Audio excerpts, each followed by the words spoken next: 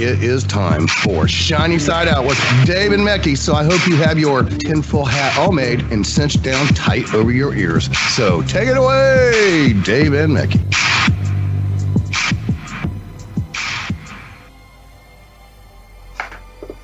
Welcome to Shiny Side Out with Dave. And Mecky! Who wasn't muted, which is great. We're on WZZR. This is broadcasting from Australia for Revolution Radio on, you guessed it, www.revolution.radio. I didn't even know it was a thing, but it is, and it's awesome. You should go there and check it out. You know, it's where it's more than just radio, so jump into the chat room if you can. This is show number 357. Pause for Mecky. 750 and 300. 100. That's how much. We haven't done that before.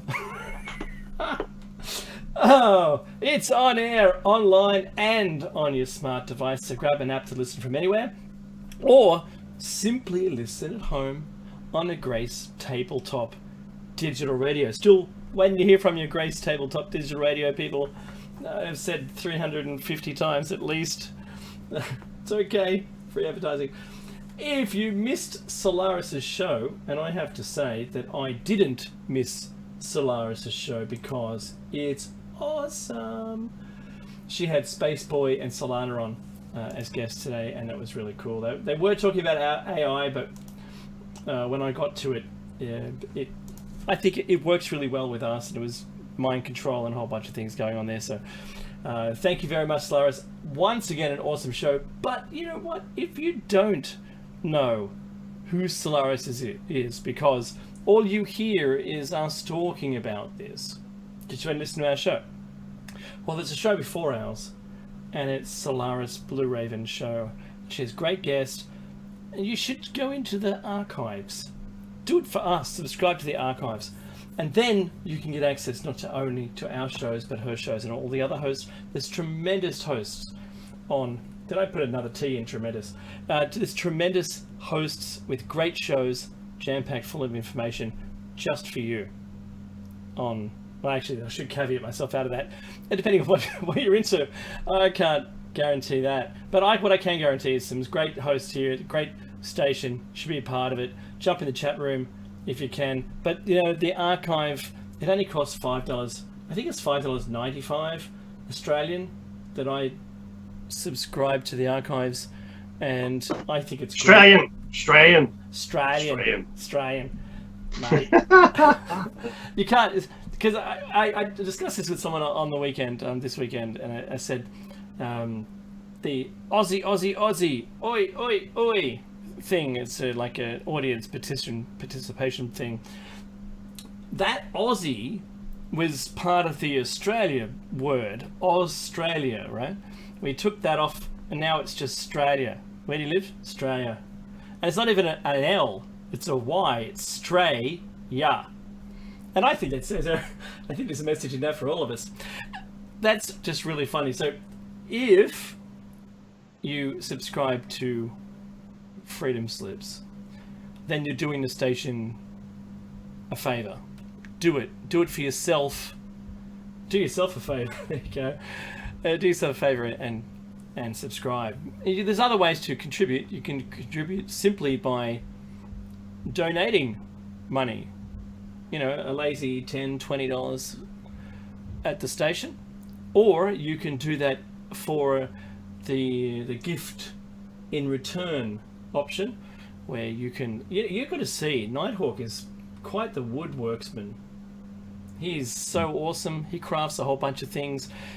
Sometimes there's a special with a knife that you can receive as a gift, or there's an MP-proof thumb drive with survival documents. Look at the website, go through it, and decide which suits you best. Look, the archive suits me a lot, and I really enjoy it because I get to listen to the shows that I like when I want to listen to them. And I've got opportunity because I commute to work. So it's a long commute too for me.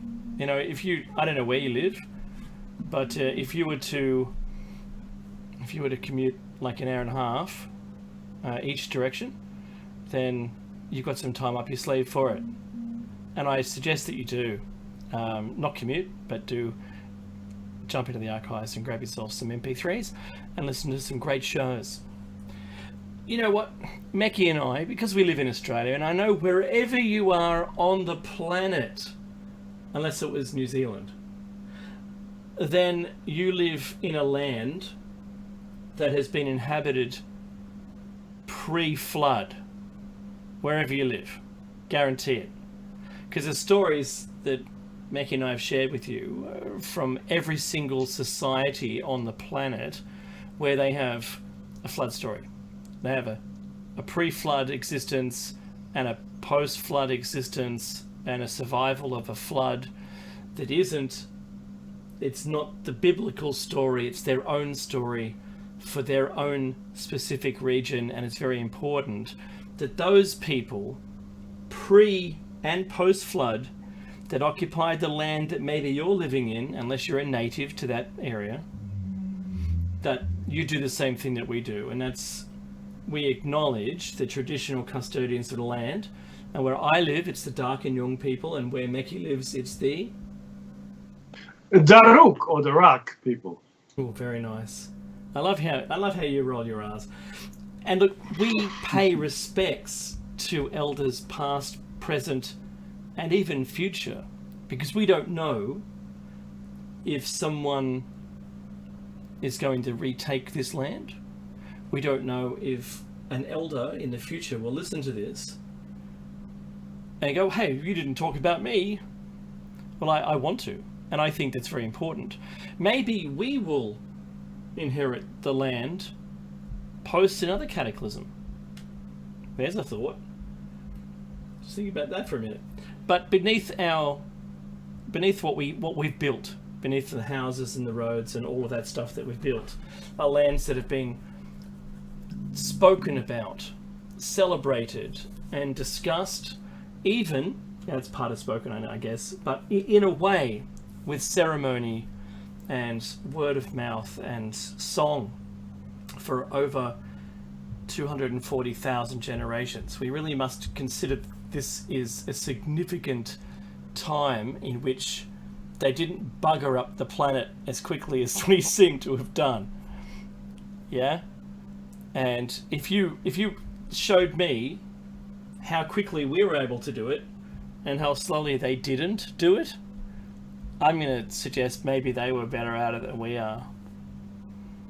But, it doesn't matter, because even if we do what we do and we cause the entire planet to become glaciated again, or there's another cataclysm that does it, all of our stuff is going to get ground off at ground level, and the next generation of the next civilization can rise up and do it on Earth it wants with it. There won't be anything to show. Except for the pyramids, Mecky, they'll still be there. And welcome to the call, Mecky. How are you doing? Hey, buddy, how are you? What's happening? Yeah. What's going on, huh? All good? Oh, yeah, it's going to be good. It's going to be a good week. 40-degree plus week, especially for you. Yeah. Yesterday got up to 40. It's going to be. Yeah, it was 41 yesterday.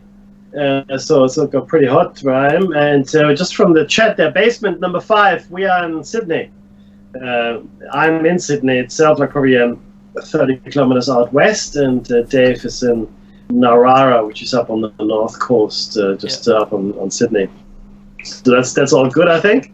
But yeah, it's been interesting. I'm on extended leave because you got to do that in order to balance the books. You got to take leave. It's a thing.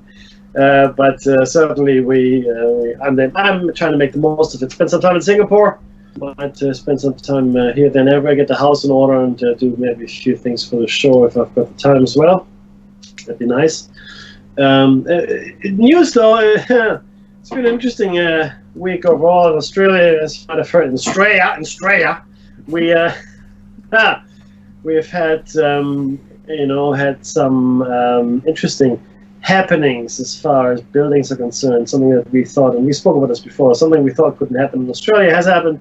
A building massive building, apartment or high rise, and with $1 million apartments was declared unsafe after fairly large cracks appeared in it. And now people are pointing fingers and running from Pontius to Pilate to assign blame. Suffice it to say, people have been evacuated from the building. I believe it'll be knocked down. It's the first time this has happened in Australia. Yeah, it's the first time it's happened in Australia. And will it be the last? Well, I hope so. But it's a systemic failure here. Well, they because built there are five other structures or 6 other structures in Australia. The same company. Yeah. That's a problem now. That one company is an issue, of course, but like I said, it's a systemic failure because there are checks and balances in place, building inspections, building codes, and fairly strict in Australia. So you wouldn't expect it to happen, but it has. So clearly, the system itself has failed. Allegedly, there were only photographs taken of the construction and sent to the person who was supposed to be on site reviewing the construction and certifying its worthiness. So that doesn't really work. That's no good. The system has failed. So systemic failure, right? The other one is that the actual place, and I have to say allegedly again, just to make it safe to start the car in the morning, and that is that it's alleged that it was it's actually known that area was a toxic waste dump, but it's alleged that it was built upon and had foundations into a substrate. There we go. Yes, that'll do. Which may not have been entirely stable. So not just the construction of the building itself, but the foundations. Because in an entire, if you say you called one side of the building, if it was a three-sided sort of like cloverleaf shape, one side of that has not collapsed but sunken. And I believe that the entire chevron-sided, cloverleaf bit that's moved, that it could not have moved if the foundations were rock, for instance, because that's just not the kinds of things. Mad Max 3 was filmed there, the one that no one liked, that movie that no one watched, or considers it not part of the franchise. That was filmed there, and it was, if you remember what it was, it's all like meant to be a Sydney's all sandstone, and it's actually called Sydney sandstone. From a geologic point of view, geostratic point of view, it's sandstone 600 meters thick, and it shouldn't have failed unless that pylon didn't go into anything. Part of a huge hole or something like that. I don't know. I'm not an engineer. I'm going to backtrack. I'm not an engineer, so I don't know anything. Mackie, do you know? Do you know anything? Because I don't know anything. Well. That's a huge door which I will not walk through.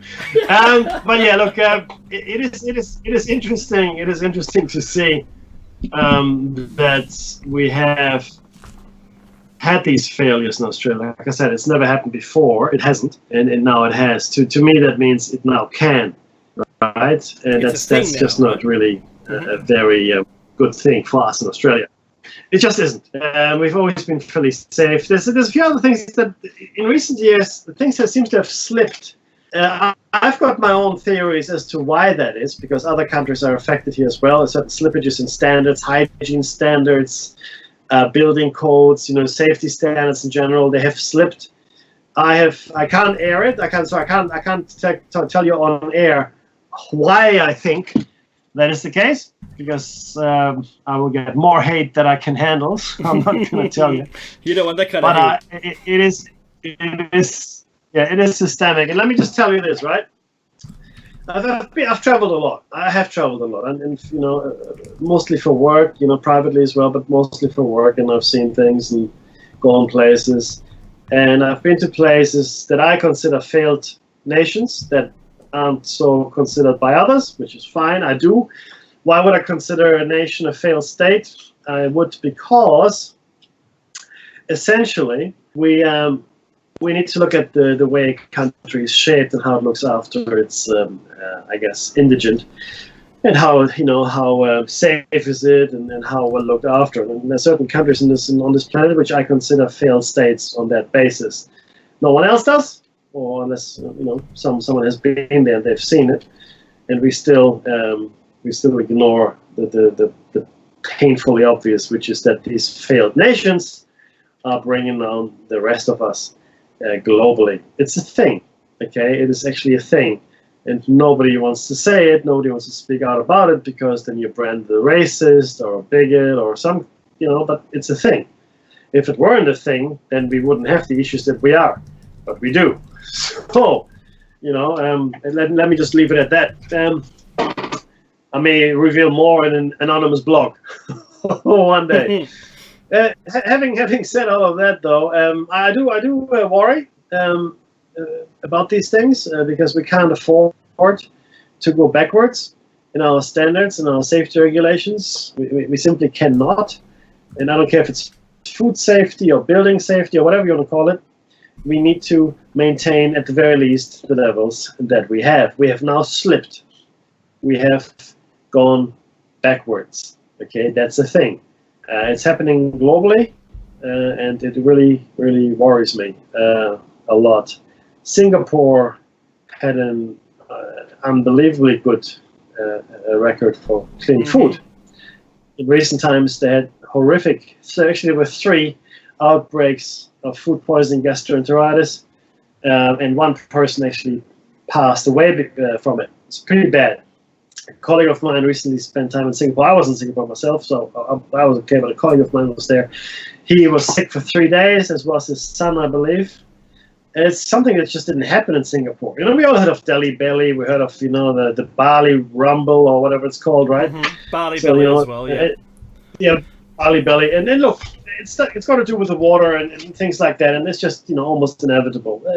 But that's okay, I guess. If you're prepared for it, In Singapore, that never happened. The water is safe, the food is safe, and these things just didn't happen. Isolated incidents, yes, but never 3 outbreaks in such a hundreds of people. Yeah, were safe, correct. Hundreds of people were affected. And this wasn't street food. This was in restaurants. But yeah, so look, that's that. China is on the moon. China is on the moon, on the dark side of the moon. Why are they on the dark side? What can they see there, Dave? That's the idiotic question, which I will not answer. According to the photographs from the Gemini mission, and there are structures there. Yes. Yeah, and if you followed the moon history, it may be that the US was told not to come back to it. Yeah. So, if there was I'll backtrack to a little. Just say there must be life elsewhere in the universe. Maybe it's closer than we think. And if the moon was indeed a base of some kind, then you must consider that landing on it may not be an acceptable thing to do if it were to be actually a base. Landing on the other side of the moon, that's pushed the envelope, hasn't it? Really? Really. Hasn't that got, NASA's alarm bells ringing? Absolutely. Do you agree, Mackie? That's the alarm bell sign? Does it? Well, they should be, but they're not, right? I don't think they are. In fact, in America, I think space exploration is dead, unless it's the private sector. In the private sector, space exploration is alive and well. I think NASA has been happy to just work in the LEO, which is the low Earth orbit, with its now, in fact, retired shuttle fleet. So it no longer has a shuttle fleet. The United States no longer has a shuttle fleet. Okay, let's just be clear. There are still launches of satellites and whatnot. That happen, sure enough, but there's no space program, really. We got some launches to Mars and this and that, and here and to some comets, but there's no plan that I know of that the United States have to put people beyond the atmosphere, beyond beyond our beyond Earth our orbit. Earth's gravity belt. I don't think that anybody wants to do that. The Chinese are doing it. The Indians have plans. The Russians have plans. The private business, private enterprise has massive plans to do this. Space tourism, going to the moon, going to Mars. Will it really take the individuals to do that? Look, I don't know. But China has done it. So we cannot underestimate China in this regard. They have put a lander on the far side of the moon. Okay, so that happened. What does it tell us? Well, it tells us that China wants to play. China wants to play. They're seeing the potential, right? I mean, they've got enormous population pressures. Okay, and they need to look for resources. I mean, helium-3. The helium-3 is the most. It is, and it's the most prevalent thing on the surface. The only problem, Mickey, is the cost of getting any of that back. So I was discussing this very thing with some people this week, and they're telling me, China's on the moon, and so they're thinking of mining it. Well, isn't everybody thinking of mining it? I said, but you can't bring it back. We don't have a cost-effective way of bringing anything back from anywhere. It's literally too expensive, and it would make whatever you mine there only appropriate to being there. So if you wanted to make a base, then you should locally mine everything there. It would make sense. And then you can use that as a stepping stone. So is that what the plan is? I know, right? You could capture an asteroid, a totally iron asteroid, and you could, melt that down and make whatever you wanted on the moon. Don't take the iron up there. It costs way too much money. Yeah, so that's what I'm saying. That's all I'm saying. Those discussions they're needed, but when I listen to people talking about it, they're not giving me anything of their own thought. They're only just repeating the news story. And the news story is pretty slim on really what it is, and it's a little bit more alarmist in our country, Mackie, here, than in China. There'd be a lot of accolade around them getting there. Here, it's a little alarmist. Hey, China's on the moon. They're saying, should they be? Yeah. Look at them go, huh? Well, America's not doing anything. So is it time for America to step it up again and get back? No, I think maybe they can have robot wars with their rovers. They could do that might be entertaining, get some ratings there. But in all honesty, I think the time of American supremacy is finished in every area. And I tell you that with some trepidation, is usually what happens in these scenarios. The decline of an empire, the rise of another, is usually war. It comes our way. In the death throes, and America is in so much debt it will never be able to repay. It will never happen. It just can't happen. It's physically impossible to repay all the debt. A war, though, would be a nice clean slate. People make money because if I remember this, it was a lecture I had at university, and when I was doing political sciences, we spoke about conflict. And he said, people always say that war is, good for the economy. No, that's nonsense. It's destructive. And it's not. The people are suffering. And he was completely wrong. Yes, it is destructive. Yes, the people are suffering. But somebody is making money, and somebody's making an enormous, obscene, in fact, amount of money from war. One cruise missile, Tomahawk, costs $1 million. One. Costs $1 million. Look at how much these jet fighters are. Look at how much any of the ordnances. And you understand, I believe, at that point, just how much money people are actually making. It is shocking. But there's not only, Mickey, there's not only money in selling the weapons. There's money in the restoration of the country that you've just bombed. Of course there's. There's money. The whole timeline that leads to war, that happens during war, and that comes after the war, conflict or whatever you want to call it, is peppered, littered with people that make money off it. Everybody is making money off it. Not the people that fight, yeah. Not the people that no, that's right. Suffer, I guess. You know, not the people that get bombed, but the people that go in and bomb, and then the same people come in and rebuild. So it is a thing. Anyway, but my point is, so we're seeing the decline of America. America has become inward-looking, which is fine. It's absolutely fine for America to worry about itself, and that's what Trump is doing. I've got no issue with that.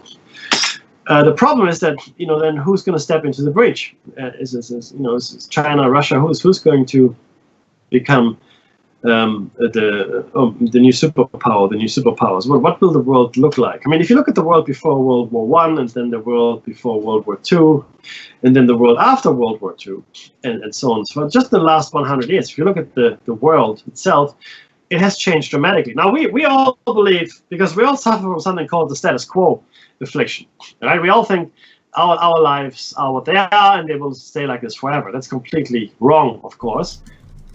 Change is the only constant in life, and you just have to look at recent history to understand that change is with us all the time. It just has been quite stable as far as, I guess, the superpowers are concerned, or even the Western hemisphere has been fairly stable as well. But that's just about to finish. It's just about to come to a complete and sudden end. The European experiment is failing. America is withdrawing from the international stage. Russia and China are certainly more interested in playing dominant roles on the globe. Africa is still suffering, no matter who is in charge. Asia is a big player, not just China itself, but Asia overall. South America could be on the rise, but economically it's a mess. India could be a powerful nation, but can't get its own house in order. It's really interesting. It is really, the situation we have right now is like I said many times before, it is the combination of the situations prior to World War I and prior to World War II. It's a combination of both circumstances. I'm not saying it will lead to World War III. Some will argue we're already in World War III. But it certainly is not good. There could very well be conflict. If there's not a conflict, like amongst peoples, I think we can see some kind of upheaval. I think we will see massive shift and change that will be brought about, not least the climate change that we are witnessing. I'm not talking about global warming or global cooling. I'm talking about climate change in general, because you have to be a moron to deny that is happening. We know it's happening. We now have climate refugees. We spoke about this. We have that. It's happening. Yeah, they are. Look at them all over the shop. Out of South America, they're coming, and they even within the Middle East and elsewhere, we see people fleeing the impact of the climate. And I say it again. Last week. And the weeks before, we had some pretty bad storms in Sydney. We had some fairly heavy rain, hailstorms, thunderstorms, lightning strikes, and all these wonderful things. Trees 5 blocking. centimeter hail. Yeah, absolutely. And horrendous fires all over. Fires, you name it. Oh no, it's the thing, right? But not just in Australia, but everywhere, right? So these things have been happening everywhere. And what we've learned is that these events, pretty much stop us in our tracks, bring to a halt our civilization. Nothing moves. Planes can't fly, trains can't run, ships, ferries, boats can't use the harbors, the roads aren't safe. So these events, while we like to think of ourselves as divorced from nature, are impacting us greatly. Okay? And all of the things I've just mentioned, they're all culminating, right? They're all coming together to create a very unstable world for us. It's a reality, right? If this weather gets worse, if maybe the bees die, who knows? Other things that could happen, and our food supply would be seriously jeopardized. And our food supply would be in question. You know, it wouldn't be any longer just let's go to the supermarket and buy some more milk and eggs and bread or whatever it is you're gonna buy, right? It might be that you can't buy eggs, or you can't buy apples, or there are no grapes, or what have you. Why? Because the storms destroyed them, or the floods swept away the hen houses, or whatever it might be, right? Or they burned down in some fire. I mean, there's a whole village, Paradise, I think it was called Paradise in California. I think it was called Paradise, that was destroyed. Thousands of homes destroyed. Thousands. I think the count was 13,000, maybe higher. Solaris had some very good information on that on Facebook as well. Thousands. I mean, that's a fire, and I saw footage of the fire, Dave. It was like driving through hell. Oh yeah. This car. I mean, this is fire. I mean, you're driving on a road, but there's fire everywhere. Literally, it's a fire storm. I mean, it's moving. The fire seems, like it's just part of the air. Everything on all the hills around the freeway, everything for as far as you could see, was either dark smoke or fire. Yeah. It looked like hell on earth as a biblical description of what I would imagine that to be. My imagination has cast that for me. Yeah. That's what it would look like. And here in Australia, we used to get mid to high 30s, like that. Like that's Celsius, degrees Celsius, right? Mid to high 30s. I came to Australia in 1988, and it got hot. Like I said, mid to high 30s, but high 30s was unusual. Well, it was very unusual, but we got it. It happened. And now, 30 years later, we're getting temperatures in the 40s. And last year, like I said, I think it was 47 degrees in my neighborhood. That's right. 47 degrees Celsius. Now that's hot. And I think Dave said the safe setting on your home water is 50 degrees Celsius or something. That's right, it is. So otherwise you get scalded. Now think about that for a second, yeah? So these are things that are real. They're actually happening. And I don't see any preparedness plans. I don't see any emergency preparations. Certainly nothing on the scale that I think is required. And let's not just think about ourselves here. We're all in this together, all the nations on the earth, all the living things, all the creatures. Why, and I said this before, why aren't we helping the Pacific nations to resettle now? Because they will need to resettle at some point, because their islands are going to be gone. They're going to be gone. I mean, I don't care. You can sit in your chair and argue until you're blue in the face. Islands, we have already lost islands. The water levels. Sandy Island is no longer an island. Yeah. Gone. The ocean levels aren't rising. It is. Oh, yeah, it's no longer Sandy Island. It's now Sandy under the water island. But Dave, the thing is, people say, "Oh no, that's the ocean levels, aren't rising." Well, tell that to the people who've lost land. Yeah, that's true. Land. Look, and the erosion. Yeah. Yeah, erosion is pretty bad. When you look at the headlands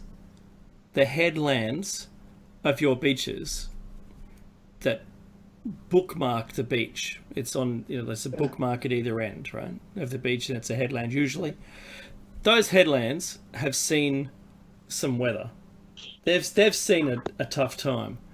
And I was thinking about this the other day. And I was also, I put together a graph, and I graphed the sea level rise just in Sydney Harbour, blah, blah, blah, blah, blah. Mentioned that before. The thing that people don't recognise is it's not just the sea level and that our infrastructure is around sea level, most of it. But it's that the majority of the country where the majority is between 0 and 2 meters above sea level, and Australia's pretty darn flat. And people, because there's not much rainfall, they've got to have pumps and drill wells and pump water out of that. And because of that, and the ocean level rising, the salinity of the water is increasing, not because they're pumping out the water, but because the salt water has now hit a point where it's now where their well is. Now, if you live on a small island, there's only usually a very small freshwater area below the soil. And that's being inundated with salt water, so salinity is going up. It isn't something that should be taken lightly. Remembering at the end of the last ice age, for instance, right, say 12,500 years BC, about 14,000 years ago, roughly, right? The sea level rose 300 feet, pretty much overnight. Yep. Pretty much. Surprised everybody, right? So 30 meters or 30 yards currently below the current sea level height, people were living. And the lands were much bigger. If you look at the planet from a sea level 30 meters lower than it is now, you'll be surprised how many countries are joined together. Alaska and all the way through to England you could walk it at the time. So you've got to consider this is really bad. And then Mekki and I have talked about the buttercups in the mouths of creatures, and I just have to say, right now we're living at the point where we only need maybe the Greenland ice sheet to go. We'll see a 2 meter sea level rise overnight. It'll take a couple of weeks, probably, for the bulge to flow around the oceans until it's found its own equal. And one of the things, Mekki, I have to say, this part of the, that you mentioned armchair. So the armchair people, in some reports that I found this week to do with the sea level rise, because I'm still researching the hell out of this thing. And it was, the 10-year Pacific Oscillation. And they bagged out, the people who from the university found as many excuses as they could to be able to talk down the findings. And they subsequently only mentioned the mean sea level increase, not the low height. So as the tide goes out, that lowest height has been increasing, is increased between 50 and 60 centimeters in the last 100 years. And they kept saying, this 10-year oscillation. And I looked through the figures. I could not see anything that showed a 10-year sine wave in any of the figures. None. Nothing at all.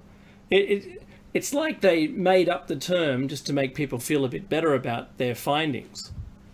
So where you live, if you live in a steep shore, really steep, you may be able to find some of this. If you live in a very slight sea level, coastal range, you might be able to see more evidence because it's coming in quicker. Steep, you may not see it. It's difficult to see.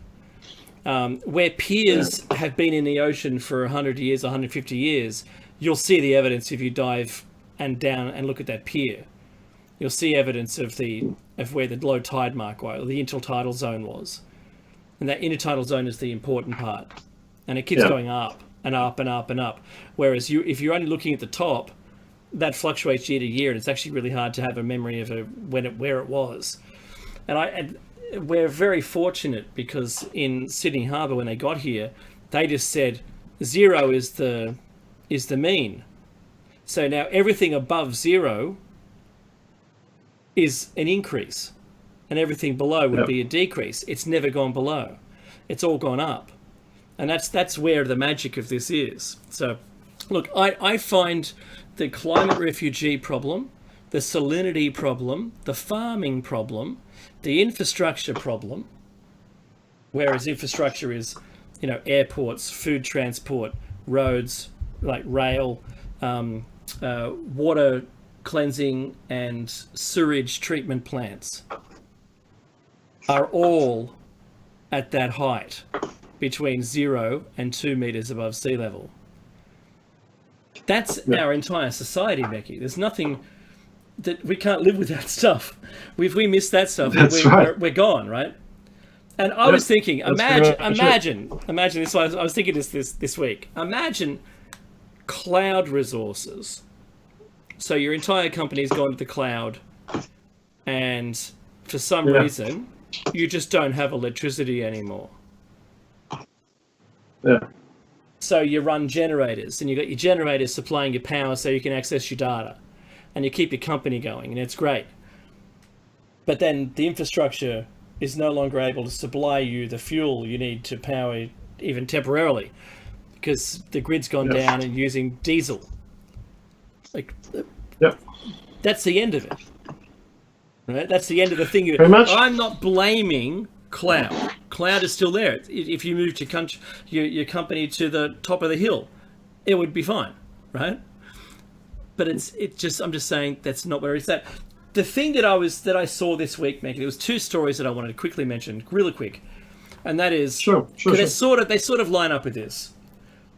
And if you don't know about the yellow vests movement, which we spoke about last week, they're ultra safe when they're wearing their yellow vests. You know who the enemy is if you're the police. You know what I'm saying? Because they all identify themselves with those yellow safety vests.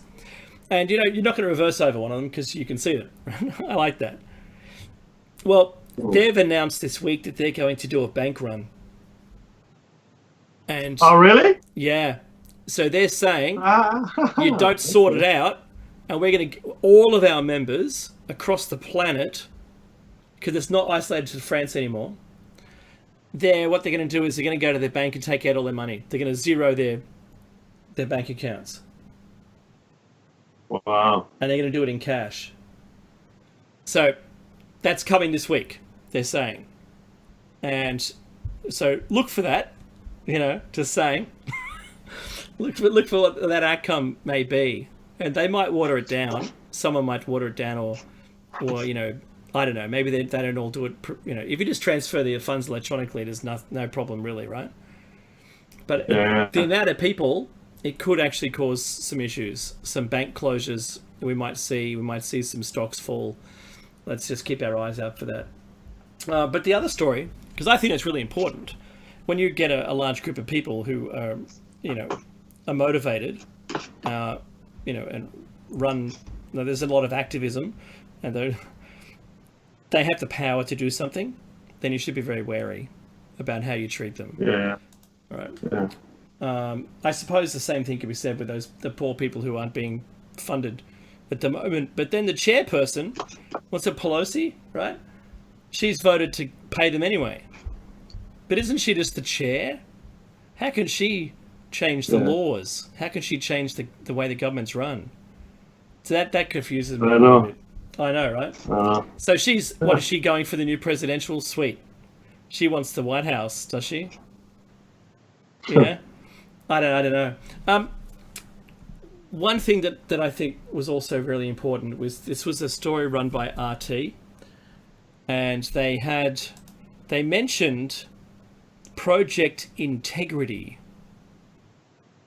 Okay, yeah. so, and they're saying that it's a UK funded intelligence operation dedicated to revealing and combating propaganda and misinformation.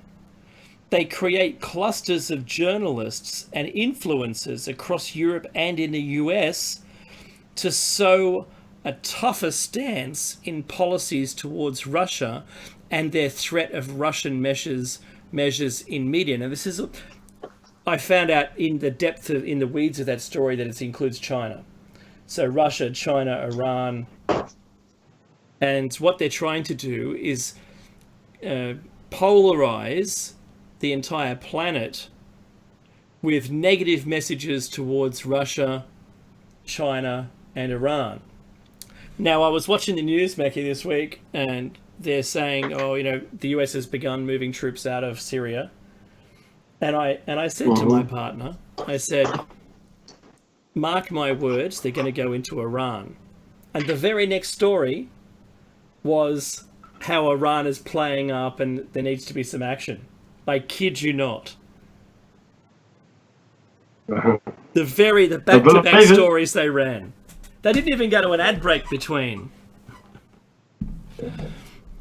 I'm not astounded. What can I say? I know you're not, but if you're a listener, And, Oh, yeah. and you think that we're just making this up, go and do the research. You'll find, 5 countries in 4 years, I think was the initial plan. That stretched out a bit. Those timelines slipped. They need better project management on that, I think. And that's the thing. We're talking about stuff that's huge here. Now, Project Mockingbird was the US version of this Project Integrity. We know about Operation or Project Mockingbird? So that was a large-scale program of the United States CIA that began in the early 50s and attempted to manipulate news media to propaganda purposes. It funded student and cultural organizations and magazines as front organizations. It actually created them. And it led journalists into a propaganda network and oversaw the operations of these front groups. It was huge. It's well known now. I mean, just do Project or Operation Mockingbird, and you'll find out about how that ran. Now there's a brand new one that's just been discovered. And if you don't think... And, Mackie, what's the film again with the sunglasses? They Live. They Live. I saw a meme this week with President Trump and that Pelosi and the other guy. So side by side, he puts sunglasses on and he sees them. He sees them with their skeletons and their, as they live images. He saw them as the enemy. He saw them as they really were. So they used a they live meme. Very funny. You've got to realise that that's what's going on.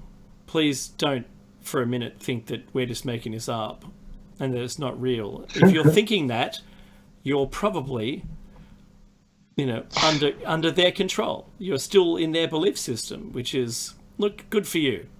If you don't want to believe it, fine. Can't make you.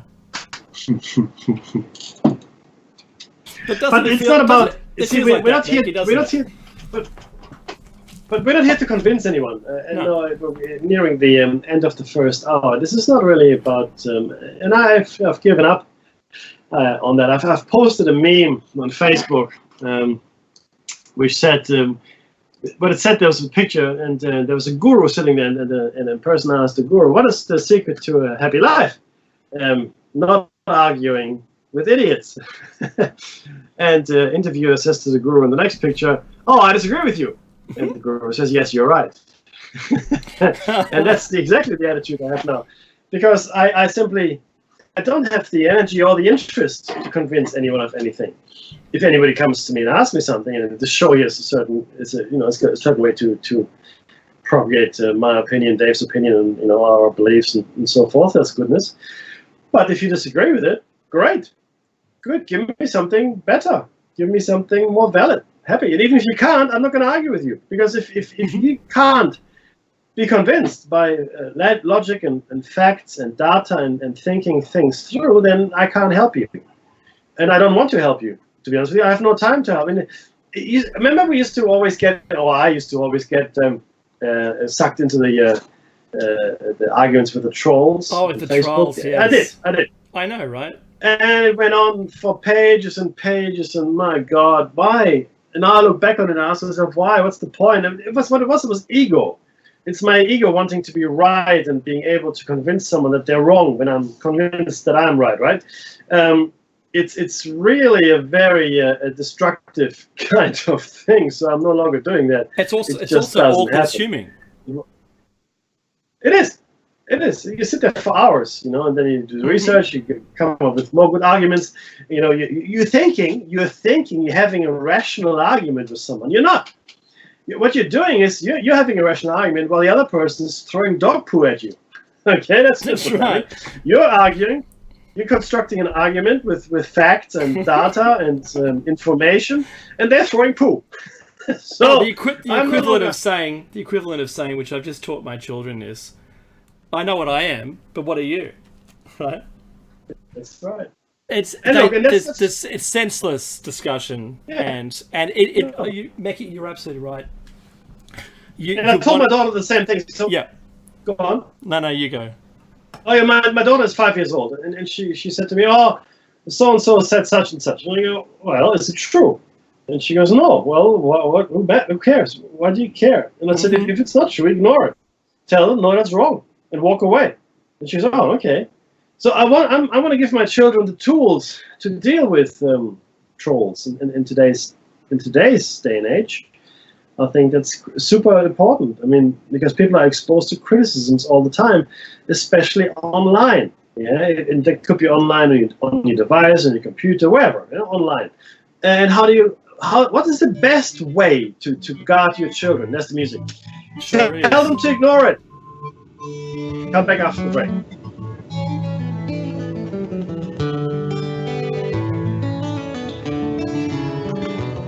Don't forget, take the time to donate.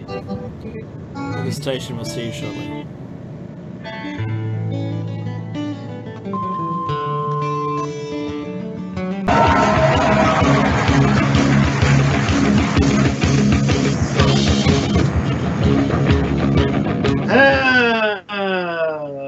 Hello and welcome back to David Mackey's Shiny Side Out. We're going to talk about high strangeness today because we can. And yes, we spoke about in the first hour, things are strange already out here in the world.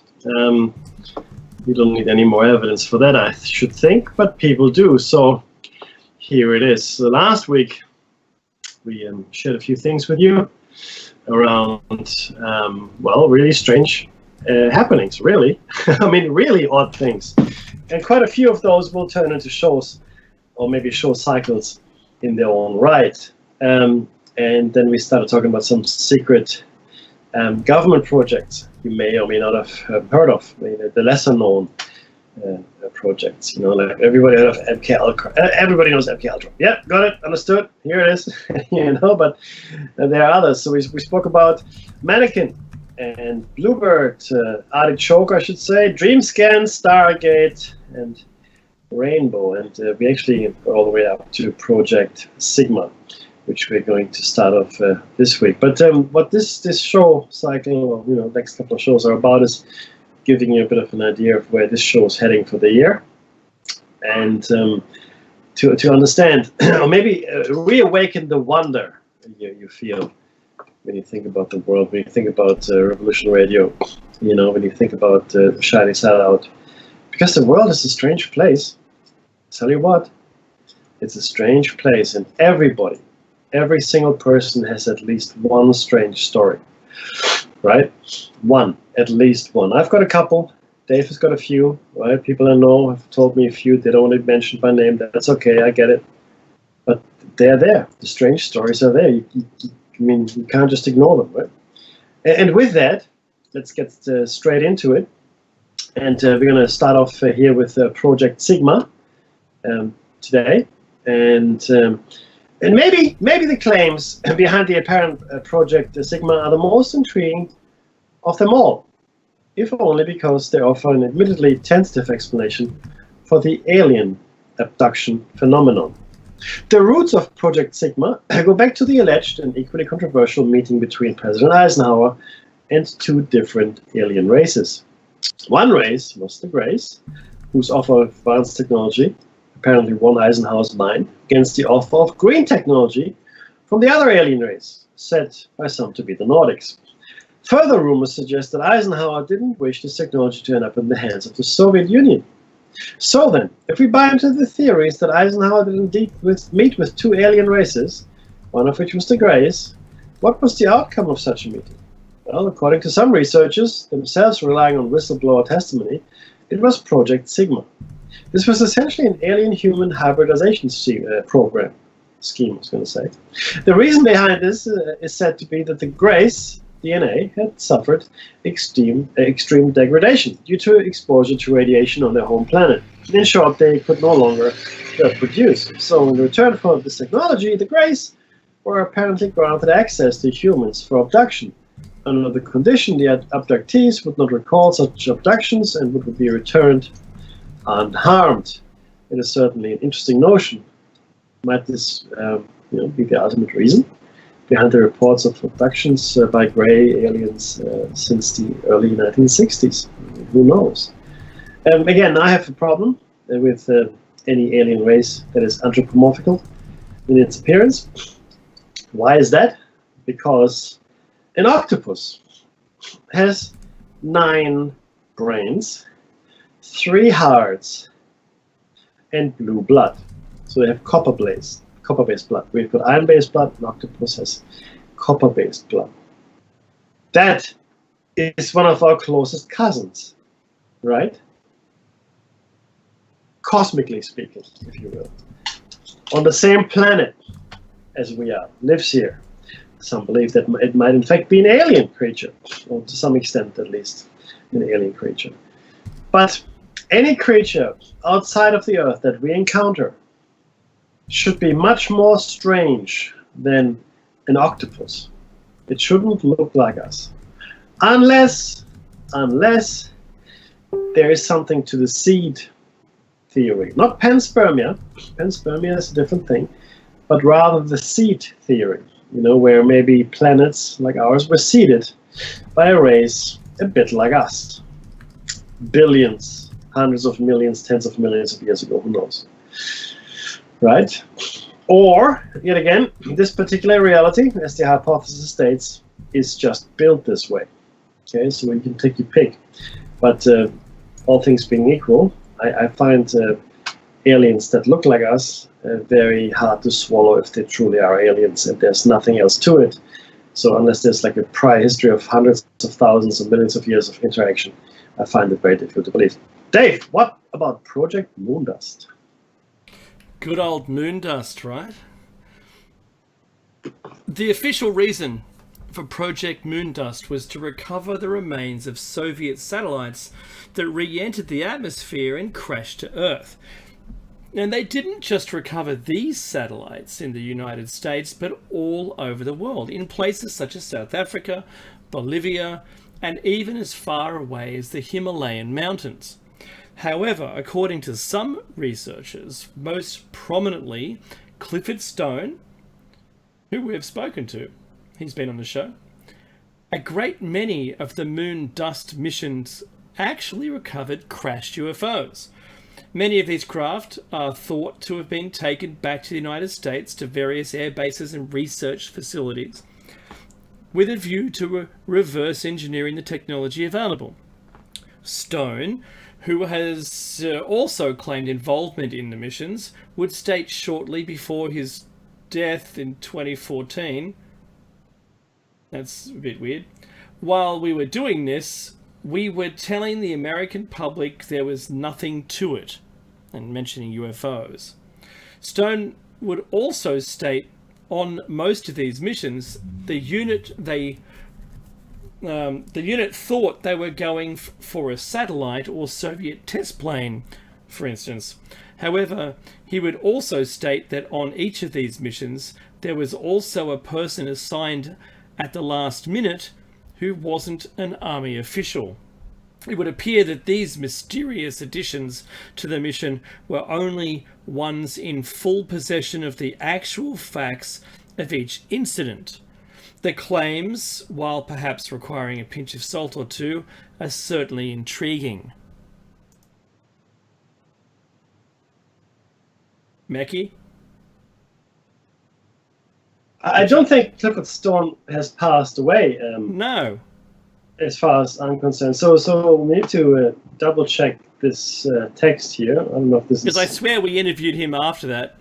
No, we did. And I just checked again. He's certain, and he just posted something recently anyway on Facebook. So he did not pass away in 2014. Well, doesn't it? I think it says something about the researcher. Yeah. So they're not. No, but yeah, I should have. Now look. Let's. I'm going to go back to this. I'm going to see why they said this. Did they maybe mean someone else who had passed away in 2014? I'm going to have to check. I'm going to double check that. But he's still alive and well. Just want to make everybody aware of that. The next one is the Chani Project, and it's an acronym, CHANI. Perhaps one of the most intriguing of the alleged secret projects is the Chani, Channeled Holographic Access Network Interface Project. channeled holographic access network interface, which one researcher described as an orgasmic interaction between science theory and spiritual awareness. A simple way of explaining this apparent project is the moving of remote viewing and the use of psychics into the digital age. Through various computer software programs, the conspiracy says the digital channeler or presence could make contact with spirits and energies from another realm, or more accurately, with one energy or spirit who was referred to rather ominously as the entity. Even more bizarre, the entity was in contact with humanity on behalf of the elders, the creators and overseers of the universe. This is an interesting notion, and one that is found in the legends of many ancient civilizations. Ancient Egypt, for example, had legends of 9 creator gods. Perhaps interestingly, it is claimed that similar channeling experiments in the 1950s and 60s, themselves an offshoot of the MKUltra and remote viewing experiments, made contact with one of these creator gods. Now, this makes perfect sense in the light of the hypothesis. Yeah? These could very well be the entities that are responsible for this particular reality, for this particular universe, yeah, within the construct of the multiverse, I guess. And we are stuck here. It'd be interesting if we could make contact. And it's clear to me that we can't make contact with them in the physical plane. It has to be the spiritual plane.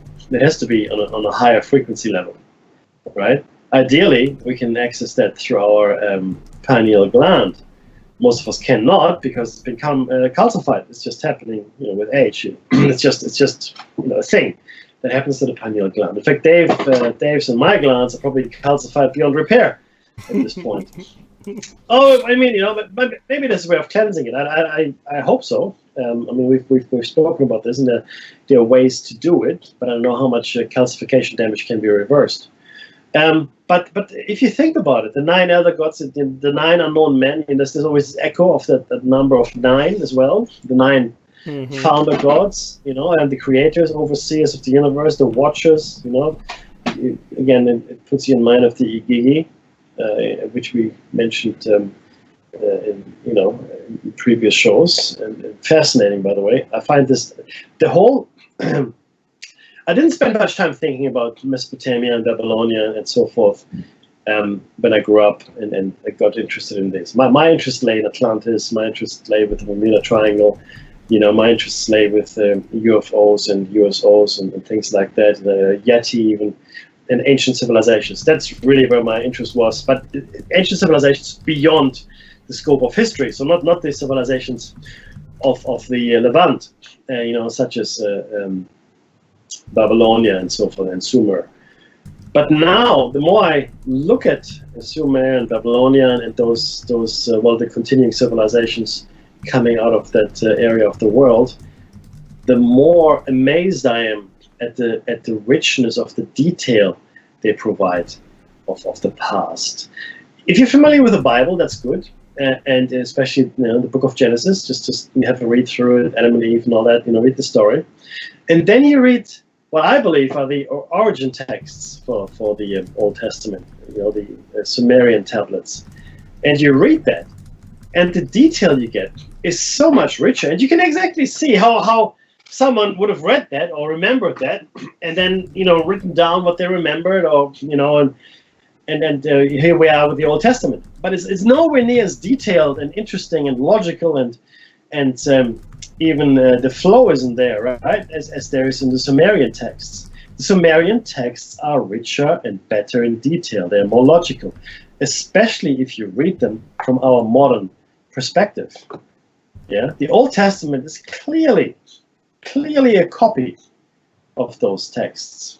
I mean, I don't care who you are and how many degrees you have. If you can't acknowledge that, then you've failed in your studies, if that's your field of study. It's completely obvious to even become a layperson. If you gave 2 people in the street, or 100 people, or 1,000 people in the street, both texts to read, I don't care which order, you read this and then read the other, or reverse it, they would say, oh yeah, this is clearly the original, clearly, because there's a lot more information in it. The other one reads like something someone remembered about it, and then got some right, some wrong. It's certainly a lot shorter. It doesn't make much sense anyway.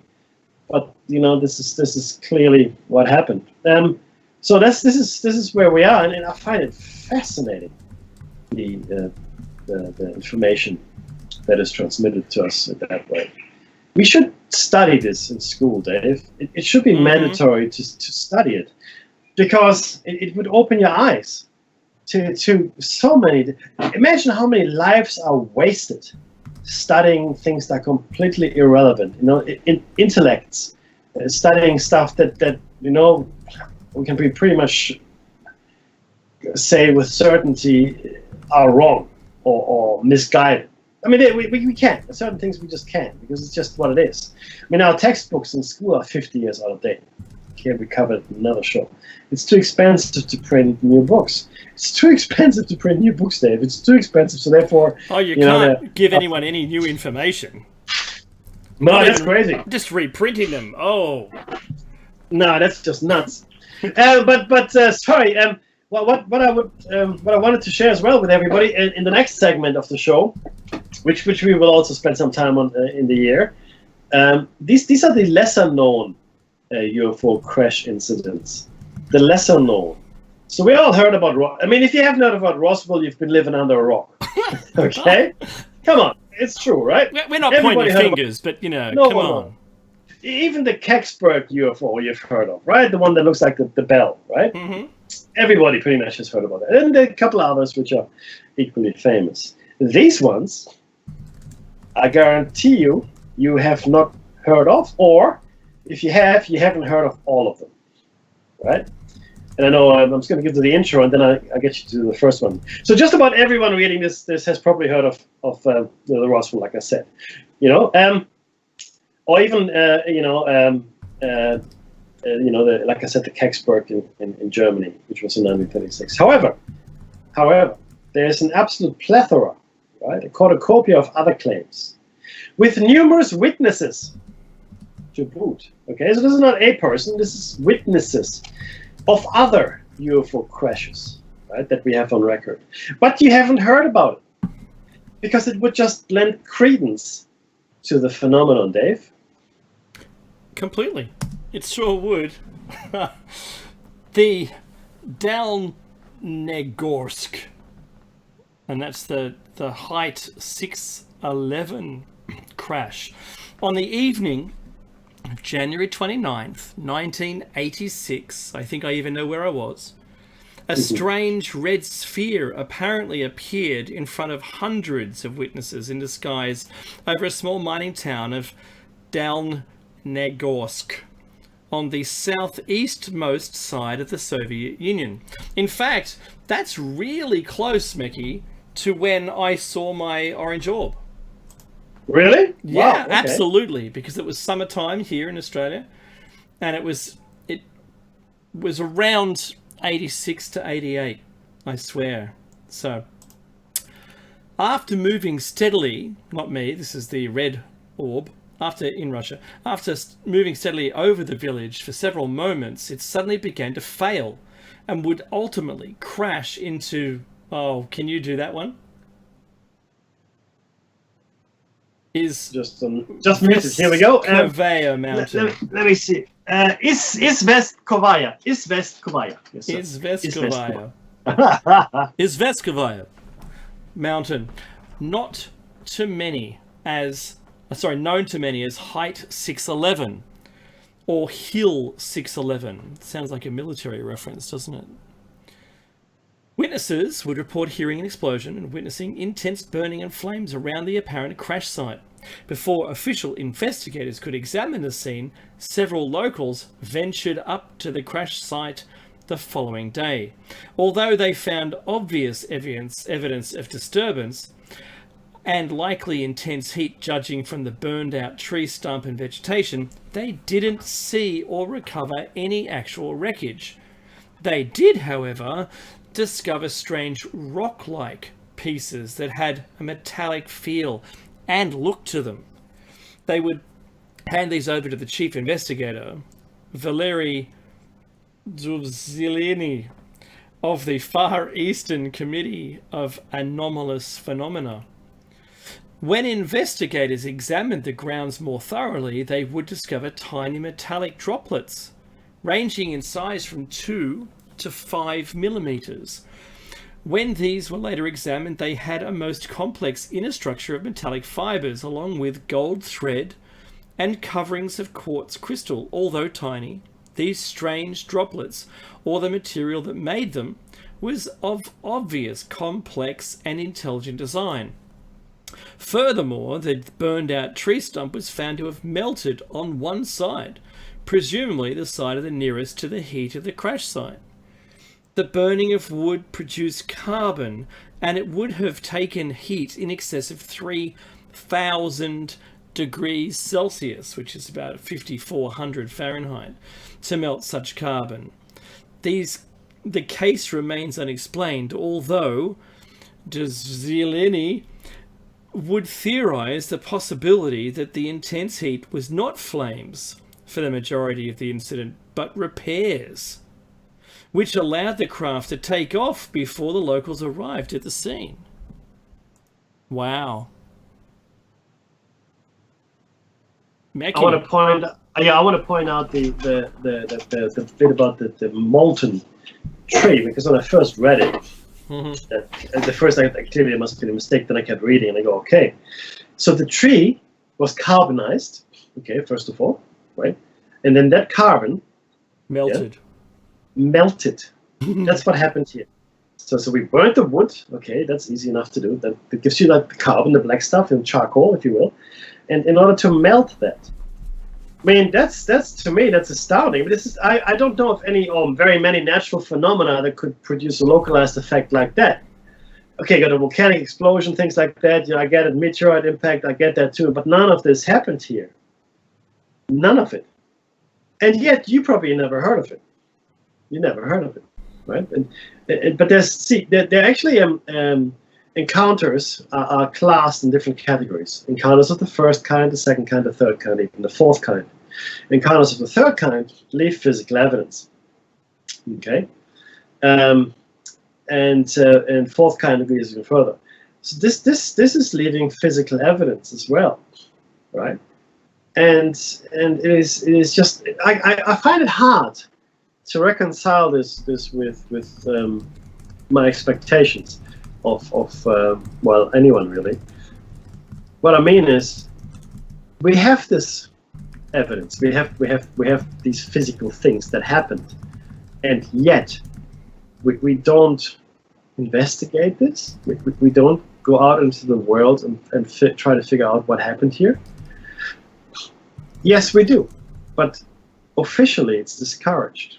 Right? Unofficially, I'm sure there's hundreds, thousands of people working on this. This is what I think is happening. You and me and everybody else that is, a useless eater never gets to hear about it because we're just not. Well, we're not part of the. I love the comment, Mackie. Yeah. The useless eaters, right? Mm-hmm. But yeah, look. But to me, this is amazing stuff. That's why it's here. The next one, also, I find even closer to us in time than the Delnogorsk crash. This is the Salta case. Not only was there an alleged UFO crash in Salta, which is in Argentina, on the afternoon of August 17 days after my birthday in 1995, witnessed by dozens of people, but one of them was a civil aviation pilot who would take to the air in the immediate moments following the sudden appearance, crash, and explosion of a strange silver disc.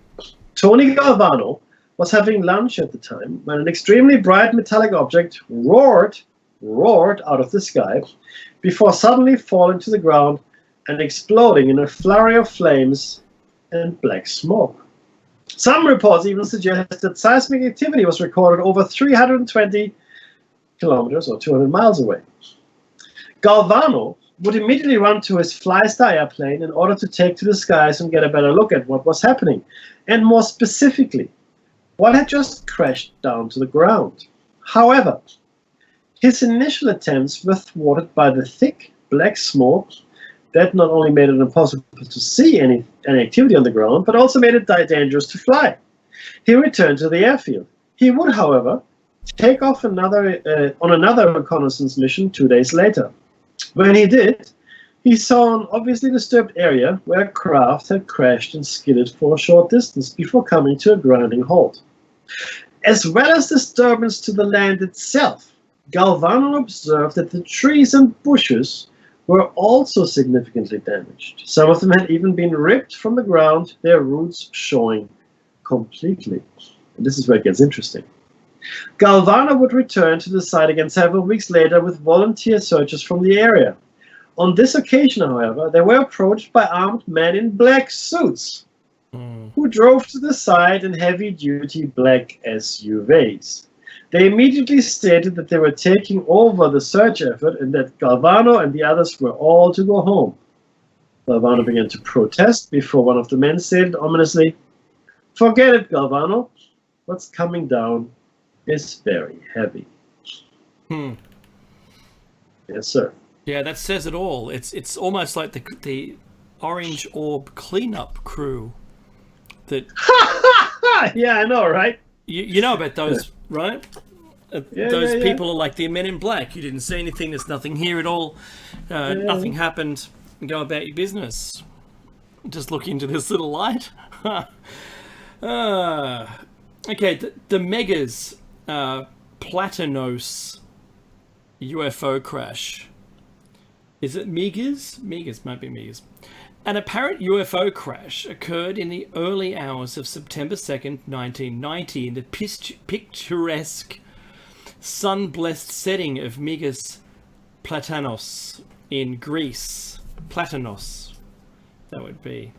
It was just after 3 a.m. when 6 bright lights began to approach the village. However, one of the lights was moving much more erratically than the others. As several witnesses watched, all spread out across the area and thus witnessing the events from different vantage points. The unsteady light suddenly came crashing down to the ground below. A shepherd, Trantos, or Karatranjos, or Yos, watched the object impact the ground from around 500 meters away, which is about 1,600 feet. He would recall how there was an immediate burst of flames, which then spread quickly to nearby vegetation. As this was happening, the other 5 craft were hovering overhead, as if watching events unfold. Suddenly, 2 of them came down to the ruined vehicle. The fires were now no longer burning. The glowing craft would continue to descend and ascend once more, seemingly in turns, as if there was some kind of repair operation taking place, maybe or recovery. This operation, whatever it was, would continue until dawn. By the time residents would venture to the crash site with the onset of daylight, they were shocked to find scorch marks but no crippled craft. They did recover some wires and metallic remains, many of which would disappear with the locals as souvenirs. According to later reports made to UFO investigators, there was a distinct Greek military presence in the area in the days that followed. They would even issue an official statement saying that the UFO was actually a Soviet satellite. Well, I think it was a low-flying flock of geese. Swamp gas, that's right. It was Venus. Well, look, you saw Venus in the sky. Yeah, and it was hovering really low, and what you found was fragments of Venus. There were fragments that fell to Venus. That's what happened because you're just crazy. Stop talking. But it is interesting. It is. I mean, and again, I'm not saying that Soviet satellites don't crash or Chinese satellites don't crash or anyone else's satellites don't crash. Of course they do, right? And back then it was just, we were talking about at pretty much the very end of the Cold War. The Berlin Wall had just come down, things, everything was topsy-turvy and so forth. But still, it only washes so many times. There are only so many flocks of low-flying geese. There's only so much swamp gas. There are only so many mirages of Venus to be seen at any given time. At some point, we have to ask ourselves, well, isn't there something else happening here, maybe? Right? It is. You see, what I find astounding is people see this, right? And then they interviewed, and what did you see? Okay, and there's physical evidence. If people, so in count of the first kind, somebody sees something or hears something. Okay, well, you can dismiss it. You might have misheard. You might have, might have been an hallucination, or you just misinterpreted what you saw. I get that. Yeah, look, it can happen, right? I mean, there are thousands, if not tens of thousands, of reports of that nature. But let's just say that's what happens. Then you have physical evidence. Yeah, there's something that has physically changed the environment, or something was left behind, or better yet, you had interactions with beings or craft, like physically interacting with them, right? I mean, that happens, right? So how could we possibly dismiss all of it? Okay, I get it. Most of us probably haven't seen it. I mean, I personally have seen something that I believe was, well, it's certainly a UFO. It was an unidentified flying object, as far as I was concerned, because I couldn't identify it. I was with a friend.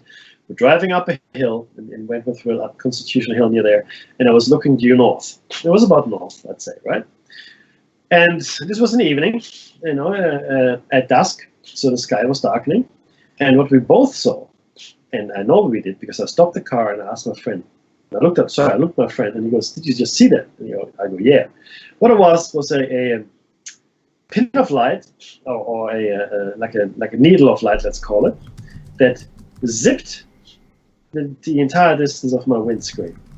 In the sky, of course. Right? It wasn't on my windscreen; it was in the sky. But the distance it covered was my windscreen.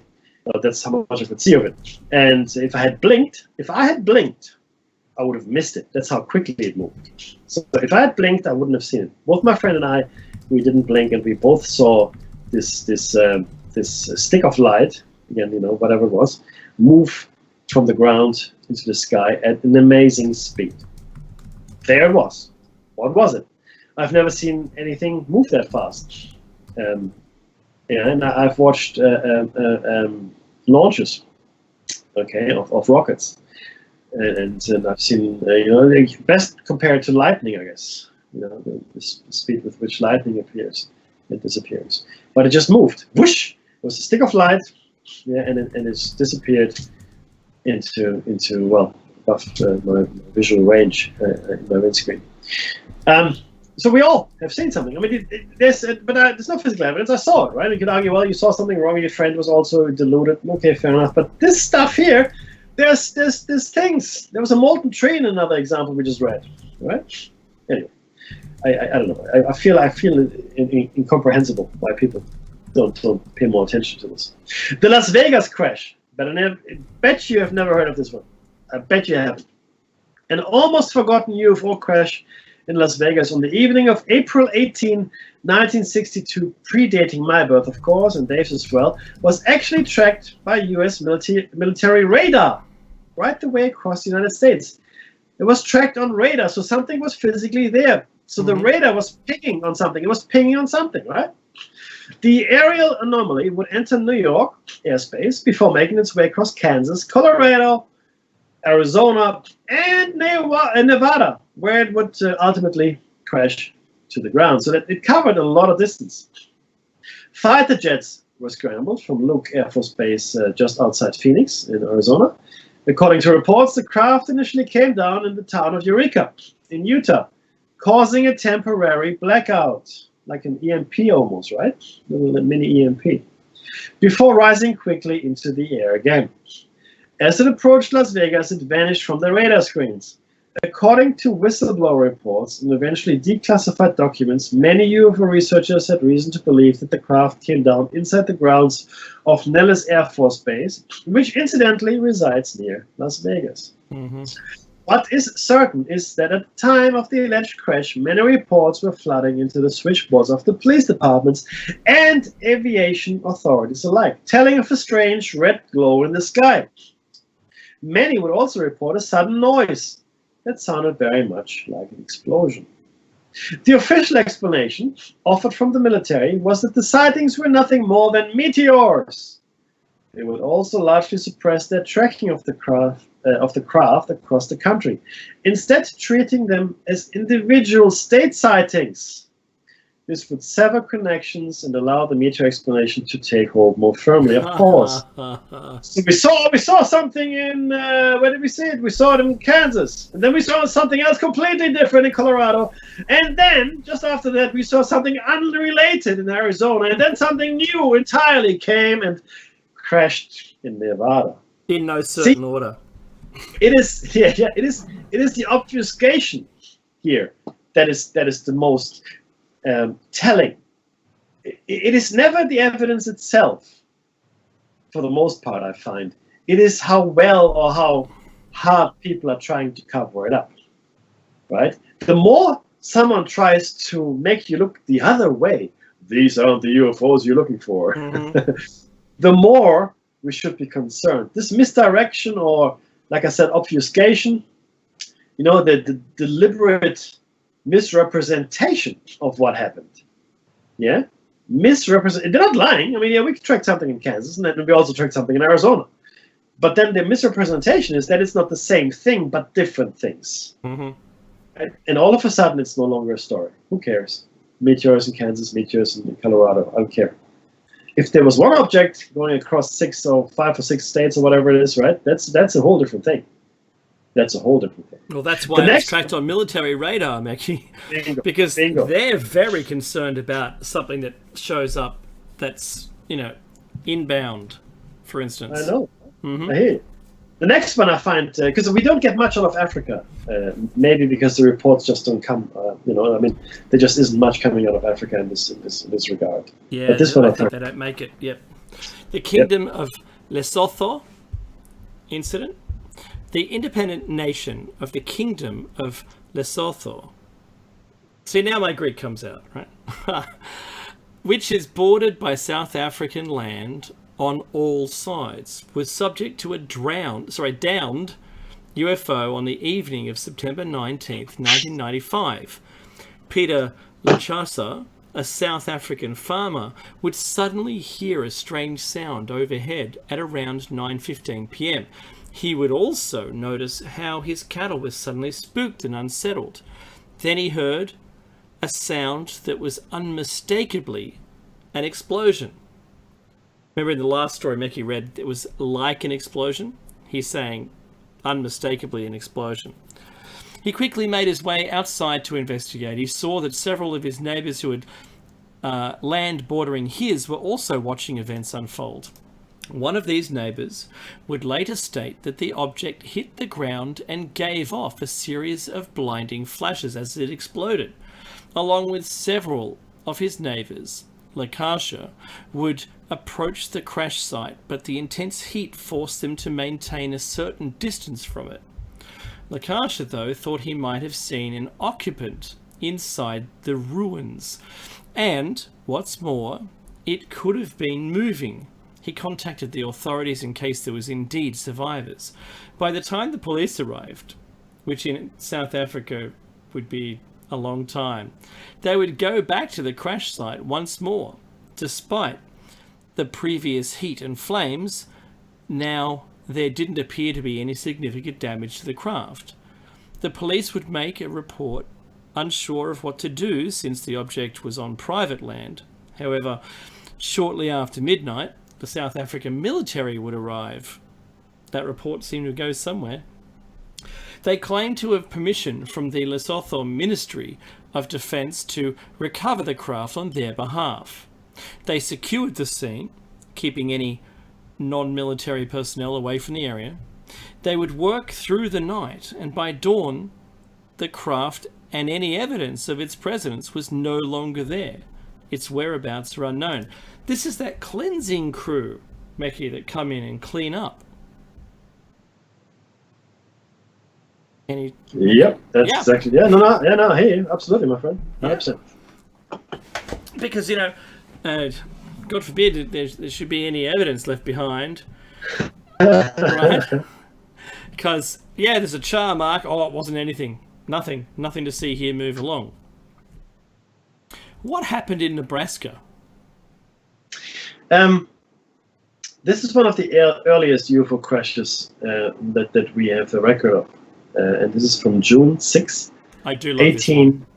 1884.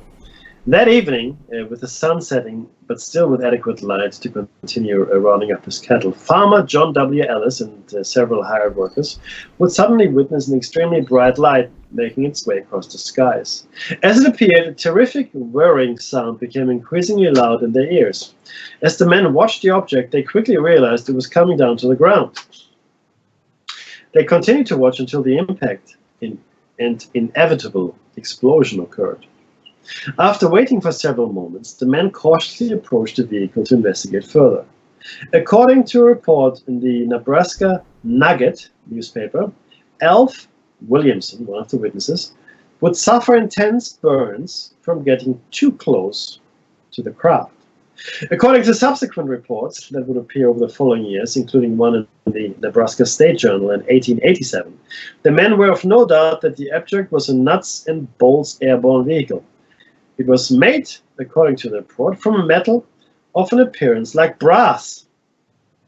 However, when they tried to move it, they were shocked at how remarkably light it was, even though the exterior was as strong as any known metal at the time. Now, two things. One, this is not a Soviet satellite. There's a shock. 1884 it was. 1884. I really like UFO or crashed vehicle reports or whatever it might be from the era or the eras predating technological advancement or our And age. human flight. Absolutely, exactly. So the Wright brothers are still a few years off here, right? Mm-hmm. I like it because, well, what could it possibly be, right? It can't be anything that we would normally see, like I said, like a satellite or an experimental aircraft or whatever the case may be. The other thing I would like to mention is the appearance of brass. In the Old Testament, there's repeatedly made reference to brass when they talk about the chariots of the gods or the or the vehicles that the angels came in or the vehicle that Ezekiel was taken away in, right? This metal. And I mean, there's so many things to say about this. Again, for me, it was astounding. It also, I mean, today we don't think that's astounding. Okay, it's a strong metal, but it's very, very light. I mean, we have titanium. Now, I have a titanium watch, and I have a watch of a very similar watch, which is made of steel. And the two, they're the same size, right? And the difference is astounding. Now, titanium is a lot stronger than a steel watch, but it's like less than half the weight. That's right. Of the steel watch. So we're not. I mean, this doesn't amaze us at all. It would be again shocked, like they said, that because they used to steal, sort of an iron, certainly iron, right? Mm-hmm. And these are heavy metals, like they're strong, but they're heavy, right? So that's what these people from the 1880s and so forth were used to. But they saw this metal, which was just as strong as anything they had, but it was so light. It was so light, and it's certainly a hallmark of an advanced technology to produce materials that have a high tensile strength, which are very light. It sure is. There was some other details about this Nebraska crash, which was that they buried an occupant in the cemetery, and it took out a windmill and then crashed, and where it crashed, there was toxic material found later when they unmasked this crash site, and you couldn't drink from the well anymore. There was a whole bunch of bad problems. So it seems consistent. It doesn't seem consistent with anything that we had at the time. There wasn't anything that could damage a water well in a way, and have sort of not radioactive, but it had a really bad effect on you. They buried the alien. They said it wasn't a regular sized person. It was very small. It all seems quite consistent with it, and they've since left. They've exhumed the body and that's disappeared to the military. But there is no trace left there except for the plaque on the front, because they didn't want everyone else to go in there and dig it up. So that was the excuse that they've taken it away. Where? Don't know. Was it a thing? Yeah, it was a thing, and it happened before human flight. So this was motorized flight that predates human flight. That to me is the one. You know, this can't be. You can't say, oh, it's just someone experimenting with something. Really, was it? Then how come no one claimed any ownership of it? Right? Yeah. And the funny thing that it actually is in line with some of the things that Jules Verne also stipulated in his novel. You know, completely. But Dave, what happened in Proladny? Oh, thank you for pronouncing that. Proladny incident. According to reports that were released following the dissolution of the Soviet Union around 11 o'clock a.m. This isn't the disillusionment of the Soviet Union, though. This is the reports that were released. It describes an event that happened at 11 a.m. on August 10th, 1989. A squadron of MiG-25s was scrambled to meet a UFO flying over the city of Proladny near the Caucasus Mountains. If their reports are to be believed, the UFO was hit by a ground-to-air missile and crashed somewhere in the mountains. A military Mi-8 helicopter was sent out to locate the object. A disc-shaped craft was later located near Nizhny Chegem. A retrieval team was sent out to the area, which was soon cordoned off under military lockdown. There's the cleanup crew again. A retrieval team would transport the object to nearby Mozdok Air Base. According to the reports, the KGB would oversee a specially pieced together investigation team to attempt to reverse engineer the apparent alien technology. At the time, the KGB would employ a typical Cold War cover-up operation. As a further twist to this affair, a crew of 3 alien occupants were discovered within the remains of the craft. 2 of them were dead on discovery. The third, while alive, would die shortly after. If we are to believe the account, the 3 dead aliens are preserved somewhere in a top-secret location, most like Kapustin Yar, the Soviet version of Area 51. How about that? Yeah. I know, right? And again, but of course, Russia is a massive country. Of course, there must be crashes there. Mm-hmm. And the people in Russia are just as observant as there anywhere else. Look, the next one is fascinating as well. It's the Howden Moors crash. The Howden Moors crash. Perhaps one of the most intriguing cases that we've come across here. And it took place in the evening of March 24, 1997, over the Howden Moors between South Yorkshire and Derbyshire in England. Beware the Moors. Just after 10 p.m.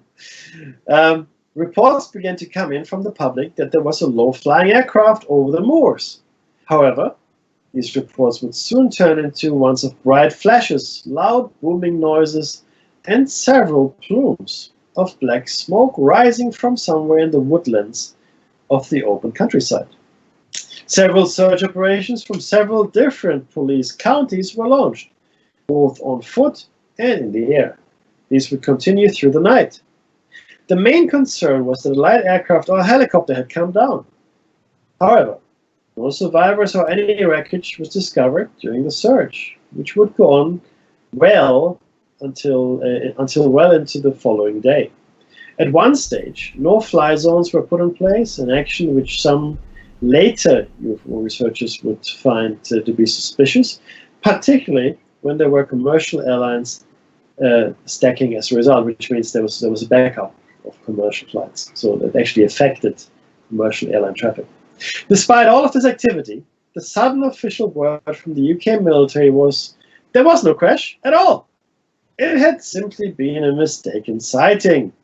Despite the multitude of reports from the general public, Soon, rumors began to circulate from the many volunteer searchers. The most prominent came from a unit of Yorkshire water workers who happened to be in the area. They would claim to have seen a wrecked pile of metal in the clearing. They would also report that there was a military presence there. What's more, this military presence was loading body bags onto a Sea King helicopter. When the military was confronted with this, they claimed they were merely moving equipment.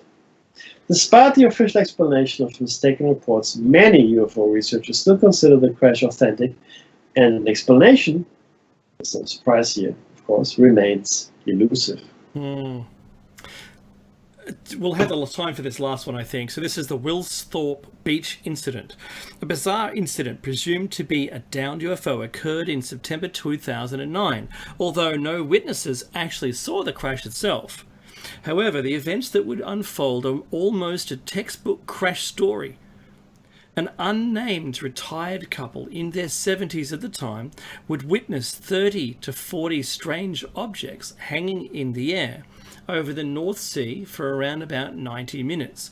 It was around 11 p.m. at night, and the married couple were getting ready for bed when they noticed a strange aerial show from the bedroom window of their seafront home. After they watched the UFOs until just after midnight, so that's an hour of watching them dance around, the strange objects began to shoot straight upward. Not quite sure what they had seen, the couple believed the show was over and went to bed. However, the next morning, they would awake to the sound of heavy-duty military helicopters descending on the beachfront. 2 Chinooks offloaded droves of military personnel. The entire beach was under lockdown. Some of the soldiers were moving up and down the beach in specific ways with metal detectors, as if searching for metal objects. Then came the sound of bursts of automatic gunfire, quickly followed by explosions. When UFO investigators would request information on the military presence that morning, even asking outright if a UFO had crashed on a beach or in the sea, they were told it was a routine military exercise. One particular UFO researcher, Paul Sinclair, wasn't at all satisfied with that explanation and continues to investigate the case. Now, the only question I've got is, if they were watching those, lights dance around over the ocean, and then why would metal detectors at the ocean side be of any use? Mm-hmm. Because, you would think that metal would just fall down to the sea floor, right? But according to the Roswell crash, this stuff was sort of like a plastic foil, tin foil, like celluloid, where you can crush it and let it go and it springs back to its shape, but without any creases in it. That kind of material, I would presume, would be able to wash up on the beach edge, maybe. Yeah, it could float, 100%. Yeah. I agree. Yeah, absolutely. Again, it's advanced material, right? It's advanced material. Now, so we're talking about the foil.